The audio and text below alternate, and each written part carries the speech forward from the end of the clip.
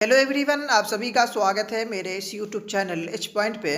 दोस्तों, बिहार में एक योजना चलाई जा रही है, मुख्यमंत्री अत्यंत पिछड़ा वर्ग सिविल सर्विस प्रोत्साहन योजना। इस योजना के तहत आप लोगों को, उन विद्यार्थियों को जो सिविल सर्विस की या NDA, DCS, banking, railway, SSC इन सब चीज़ों की तैयारी कर रहे हैं, तो उनको 30,000 से 1 लाख तक का राशि दिया जाएगा।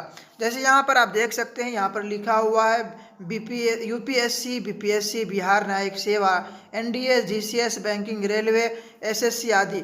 मतलब इन सब एग्ज़ामों का अगर आप तैयारी कर रहे हैं और प्री आपने अगर पास कर लिया है तो आपको 30,000 से 1 लाख तक का राशि मिल सकता है।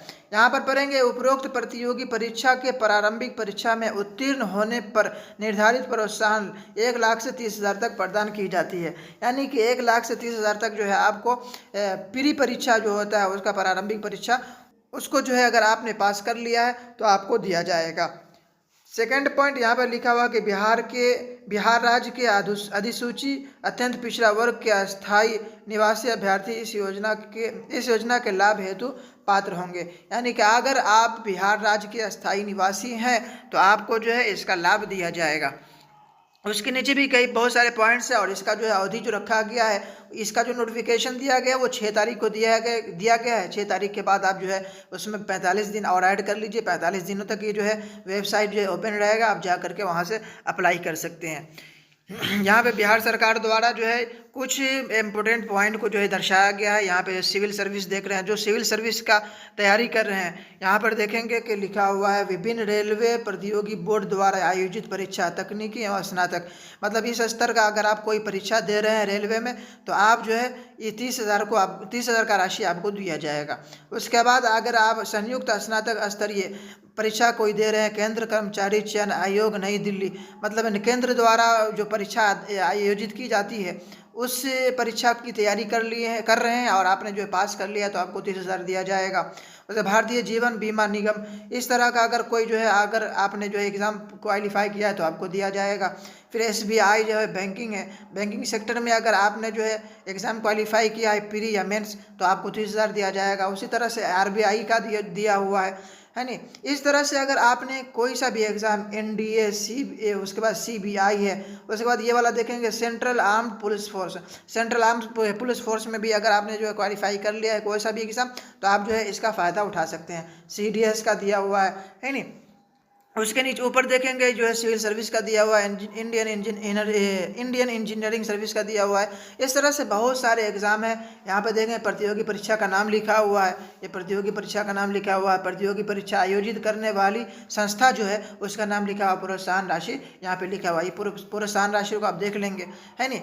इन सब चीज़ों को आप पढ़ लेंगे। उसके बाद जो है यहाँ पे देखेंगे आवेदन हेतु अहर्ता एवं आवश्यक शर्तें, यहाँ पे कुछ शर्तों को लिखा है। इस शर्तों को पढ़ेंगे। क्या लिखा हुआ है कि अभ्यर्थी को इस योजना से संबंधित परीक्षा की प्रारंभिक परीक्षा में उत्तीर्ण होना चाहिए। यानी कि इस योजना का लाभ वही विद्यार्थी उठा सकता है जो रेलवे, एसएससी, यूपीएससी या एनडीएस इस तरह का जो एग्ज़ाम होता है और इस एग्ज़ाम को जो संस्था मतलब करवाती है उस एग्ज़ाम का जो है प्री कम से कम जो प्रारंभिक परीक्षा होता है उसका उत्तीर्ण होना आपके लिए अनिवार्य रखा गया है।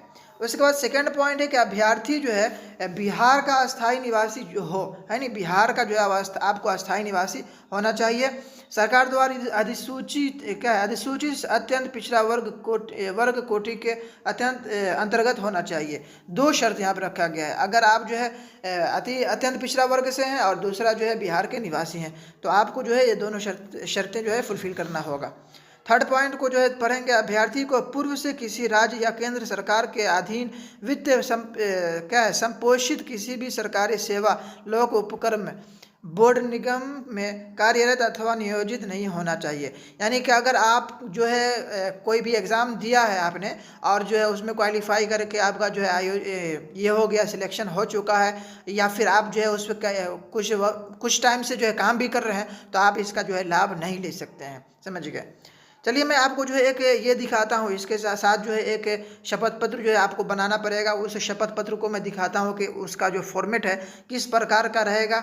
उसके बाद एक और उसमें जो है पीडीएफ दिया हुआ, उस पीडीएफ को मैं आपको दिखाता उसमें जो है कुछ इंपॉर्टेंट चीज़ लिखा हुआ है कि किस तरह से जो है आपको अप्लाई करना है, कौन कौन डॉक्यूमेंट्स चाहिए, कौन कौन अप्लाई कर सकता है, कौन नहीं कर सकता है, इन सारे शर्तों को उसमें लिखा हुआ है। मैं आपको जो है ना ऑफिशियल वेबसाइट पे ले चलता हूँ और डाउनलोड करके मैं आपको दिखाता हूँ कि किस तरह से वो डाउनलोड होगा, ताकि आप भी डाउनलोड कर सकें। और दूसरी बात जो है शपथ पत्र किस तरह से बनाना है वो उस चीज़ को मैं आपको डाउनलोड करके दिखा दूँ, उसका फॉर्मेट कैसा रहेगा।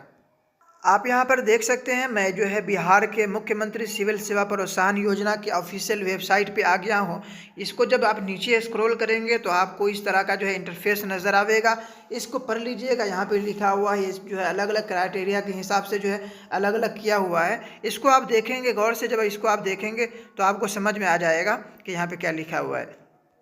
यहाँ पर आप देखेंगे कि जो है एडवर्टाइजमेंट दिया हुआ है, एडवर्टाइज फॉर्मेट दिया हुआ है, और उसके बाद एफिडेविट फॉर्मेट दिया हुआ है और गाइडलाइन दिया हुआ है। इस गाइडलाइन को जो है आपको डाउनलोड करना होगा। इस गाइडलाइन को जब आप डाउनलोड करेंगे तो आपको जो है एक तरह का PDF डाउनलोड होगा, उसमें जो है कुछ क्राइटेरिया लिखा हुआ है। चलिए मैं इसको डाउनलोड कर लेता हूँ। देख सकते हैं कि मैंने इसको जो है डाउनलोड कर लिया है। जब इसको इस पूरे सूचना को आप पढ़ लीजिएगा, जो है क्राइटेरिया सभी है, वही जो राशि जो दिया जाएगा, किसको दिया जाएगा, इन सब चीज़ों को यहाँ पे लिखा गया है। यहाँ पे स्पष्ट तरीके से बताया गया है, संस्था का नाम लिखा गया है, प्रतियोगी परीक्षा का नाम लिखा गया है, प्रोत्साहन राशि जो है यहाँ पे लिख करके बता दिएगा। इन सब चीज़ों को आप पढ़ लीजिएगा, ठीक है नहीं। इसको नीचे मैं आपको इंपॉर्टेंट पॉइंट सिर्फ आपको मैं बता देता हूँ। ये सब चीज़ तो मैं आपको बता ही दिया हूँ, ये उसी का जो है पूरा शर्त लिखा हुआ है। यहाँ पर आप देखेंगे निबंध हेतु अभ्यर्थी द्वारा अनिवार्य रूप से निम्नलिखित प्रमाण पत्र ऑनलाइन पोर्टल पर अपलोड करना आवश्यक होगा। मतलब ये सारा जो डॉक्यूमेंट्स यहाँ पे जो लिखा हुआ है, ये सारे डॉक्यूमेंट्स आपके पास होने चाहिए, ठीक है। ये सारे डॉक्यूमेंट्स को देखिएगा। सबसे पहला जो लिखा हुआ है अद्यतन फोटो, मतलब जो है आपको जो है एक अद्यतन फोटो का मतलब जो लेटेस्ट फोटो जो है आपको जो है अपलोड करना होगा। हस्ताक्षर जो आपका अपलोड करना होगा। संबंधित परीक्षा का प्रवेश पत्र प्रति, मतलब ये जो है एडमिट कार्ड का जो ये होता है फोटोकॉपी, वो आपको अपलोड करना होगा। परीक्षा संबंधित द्वारा भरा हुआ आवेदन फॉर्म की प्रति, जो आपने फॉर्म अप्लाई किया है उसका जो है एक उसका जो जीरोक्स आपको अपलोड करना होगा। आवासीय प्रमाण पत्र भी आपको अपलोड करना होगा। आधार कार्ड का जो है प्रति छाया यानी कि जीरोक्स आपको जो है अपलोड करना होगा। और यहाँ पे जो है शपथ पत्र है, शपथ पत्र किस तरह से बनेगा उसके बारे में बताया गया है। तो शपथ पत्र मैं आपको डाउनलोड करके बता देता हूँ कि किस प्रकार जो है उसको बनाना है। उसके नीचे देखेंगे ये इंपॉर्टेंट पॉइंट सब है। इन सब चीज़ों को अगर आप पढ़ना चाहें तो पढ़ सकते हैं। अब ये इंपॉर्टेंट भी है, इसको इंपॉर्टेंट नहीं भी बोले तो चलेगा, इतना आप लोग जो है जानते हैं जब फॉर्म भरने जाते हैं तो, समझ गए। चलिए मैं आपको जो है इसका ये दिखाता हूँ कि शपथ पत्र किस तरह से बनेगा, उसको भी मैं डाउनलोड करके बताता हूँ आपको। आप देख सकते हैं फिर से मैं जो है बिहार के ऑफिशियल वेबसाइट पे आ गया हूँ। यहाँ महिला एवं बाल विकास जो है उसका जो है कैटेगरी है पिछड़ा वर्ग एवं अति पिछड़ा वर्ग कल्याण विभाग का है। यहाँ पे अनुसूचित जाति अनुसूचित जनजाति का जो है ये है कैटेगरी है। अब यहाँ से जो है आप जिस कैटेगरी से बिलोंग करते हैं यहाँ पर से जो है आप अपना एफिडेविट फॉर्मेट जो है डाउनलोड कर लेंगे। यहाँ पे भी जो है इस कैटेगरी का एफिडेविट फॉर्मेट दिया हुआ है। उसके नीचे जो है यहाँ पे जो है अत्यंत पिछड़ा वर्ग का जो है अनुसूचित जनजाति का जो है फॉर्मेट यहाँ पर दिया हुआ है। यहाँ से आप अपना जो है फॉर्मेट डाउनलोड कर लेंगे। तो मान लीजिए कि मैं एक फॉर्मेट डाउनलोड यहाँ से कर रहा हूँ, ठीक है। ये डाउनलोड हो गया है, इसे मैंने डाउनलोड कर लिया। अब इसको देखेंगे आप, जहाँ जहाँ पे वाइट आपको नज़र आ रहा है, जैसे यहाँ पे वाइट है, ठीक है, ये वाइट सब है। यहाँ पे आपको अपना इन्फॉर्मेशन भरना, जैसे नाम हो गया, जना डेट ऑफ बर्थ हो गया, ग्राम हो गया, पोस्ट हो गया, थाना, जिला, धर्म, है नहीं। उसके बाद जाति, ये सब जो है आपको भरना होगा। आधार संख्या मांग सकता है, मोबाइल नंबर, email ID भी मांग सकता है इसमें।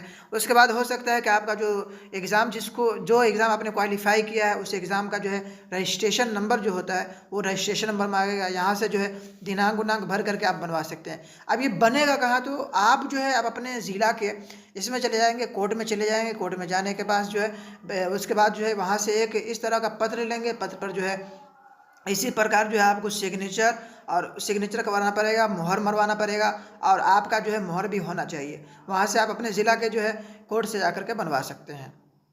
आई होप आप लोगों का जो है हर एक डाउट क्लियर हो गया होगा। अगर किसी तरह का कोई डाउट रह गया है तो आप मुझे कमेंट बॉक्स में बता सकते हैं, मैं वहाँ से आपका जो है सारा डाउट क्लियर कर दूँगा। धन्यवाद।